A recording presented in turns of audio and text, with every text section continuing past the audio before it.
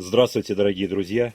Сегодня у нас в работе машинка Volvo S60 и раскоксовка двигателя. Краткая предыстория. Моя машинка была на ремонте, и мне необходимо было сделать две поездки, там по 1500 километров каждая. И я попросил вот эту S60, мне ее любезно предоставили. И вот я поехал. Первую поездку, за сутки я преодолел это расстояние, сделал свои дела.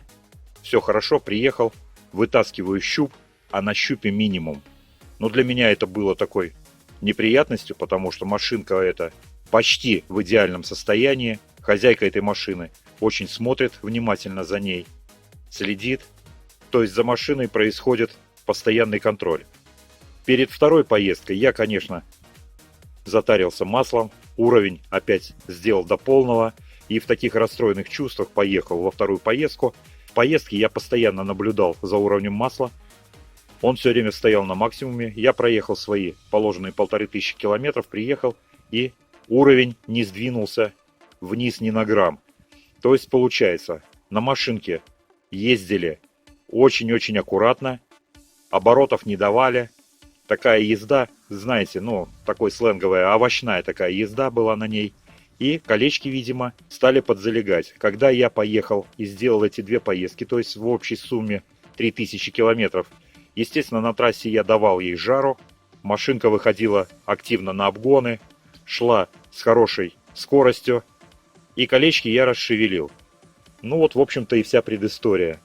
Сейчас мы приступим к раскоксовке двигателя. Но прежде чем произвести раскоксовку, я бы хотел замерить компрессию. Для этого, по традиции старой доброй, обращаемся к ВИДе, что она говорит, и сделаем все точно так же. Для того, чтобы произвести замер компрессии на моторе, мотор должен быть разогрет до рабочей температуры. На время проведения замеров иметь температуру не ниже 70 градусов для более точного такого анализа. С мотора демонтируется верхняя крышка, снимаются катушки зажигания. Катушки зажигания, как говорит ВИДа, не отключаются. Дальше выкручиваются свечи. Перед проведением замера компрессии необходимо скинуть датчик коленвала. И на машинках, где есть датчик распредвала, также он скидывается. Все. Помощник, который будет крутить стартер, должен будет надавить на педаль газа, чтобы дроссельная заслонка в этот момент была открыта. Итак, датчик коленвала я уже скинул. Вон там он находится. Сразу же ВИДа выдала ошибку об отсутствии сигнала с датчиком частоты вращения коленчатого вала. И на этой машинке есть еще датчик распредвала. Фишку тоже скидываем. Разбираем дальше.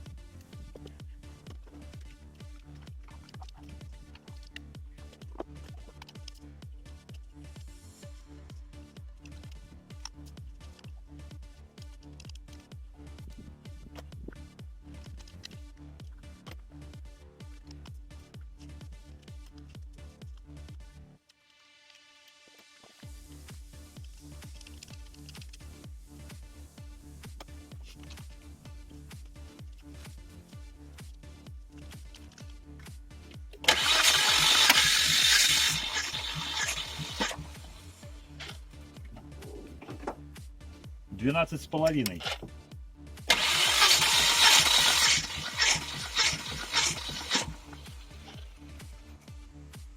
13. 14.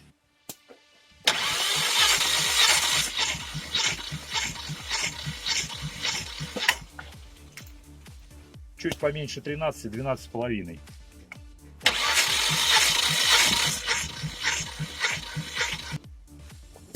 Также 12,5 близко к 13.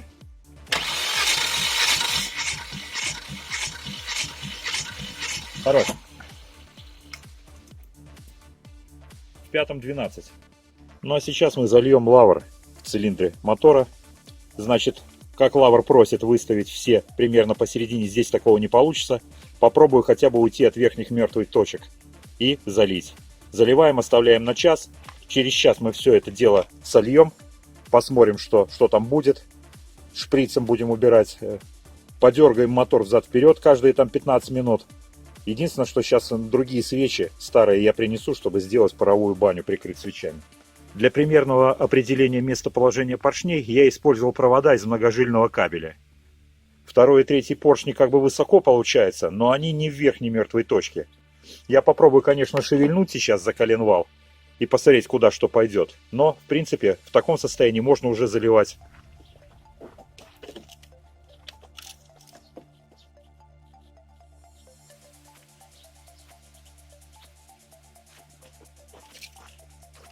Второй опускается, третий поднимается. Так и оставляю. Лавр приобретался на 320 мл для двигателей от 2 литров, так как мотор этот 2.4, как раз для него. В гараже я нашел комплект старых свечей использованных, которые у меня не поднялась рука выбросить. В комплекте шел шприц на 25 мл. Сейчас пока по 2 шприца в каждую я волью.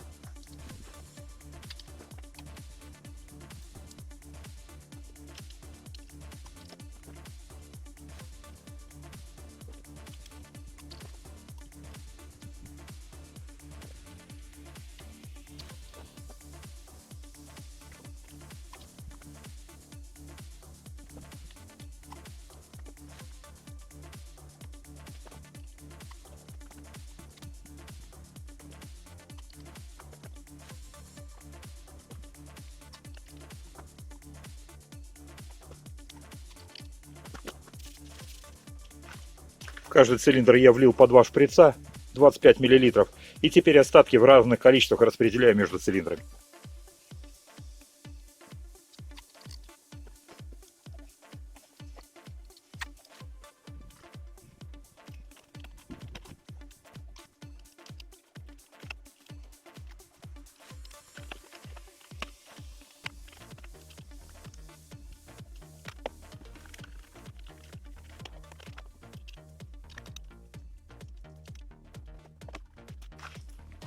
Старые свечки я наживил на несколько витков, как и просит лавр.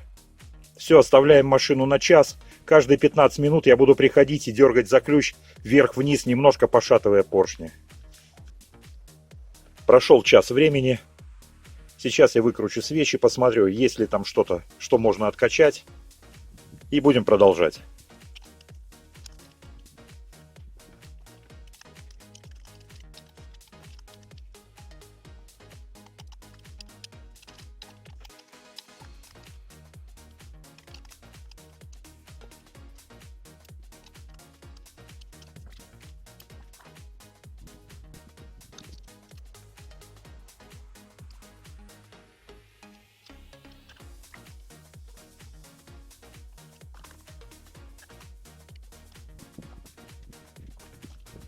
Итак, жидкость была во всех цилиндрах, где-то больше, где-то меньше. Удалось достать. Сначала в первом цилиндре не смог дотянуться, но потом поглубже опустил шприц и дотянулся. Получилось вот столько черноты. Сейчас я сверху положу тряпочку и погоняю стартером, чтобы остатки повылетали.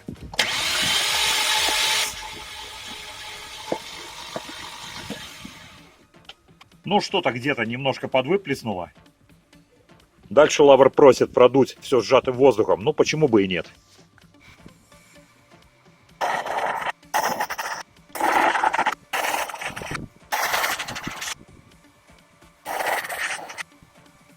Устанавливаем свечи и пробуем заводить.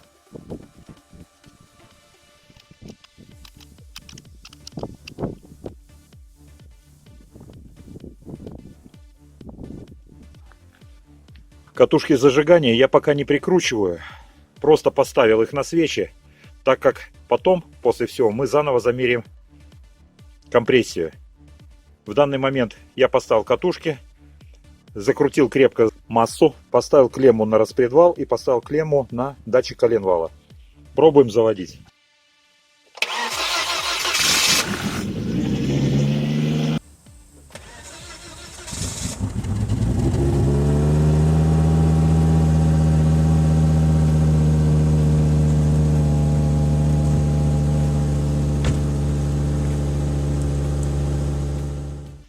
Итак, дорогие друзья, мотор похломотал немножечко. Сейчас, согласно инструкции Лавра, я волью в 5-минутную промывку 2/3 флакона, как просит Лавр.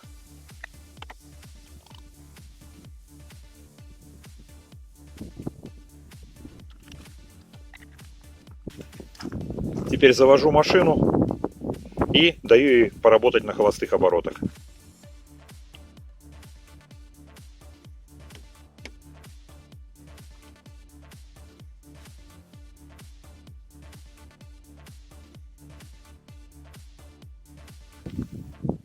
Ну что ж, масло я заменил, мотор прогрел. И сейчас мы замерим повторно компрессию.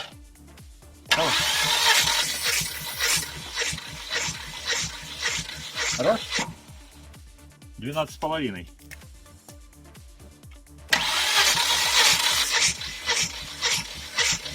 Раз. 12,5.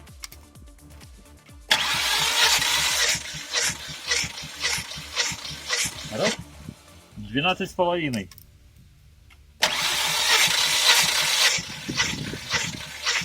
Раз. 12,5. Раз. 12,5. Все выровнялись, все одинаково показывают.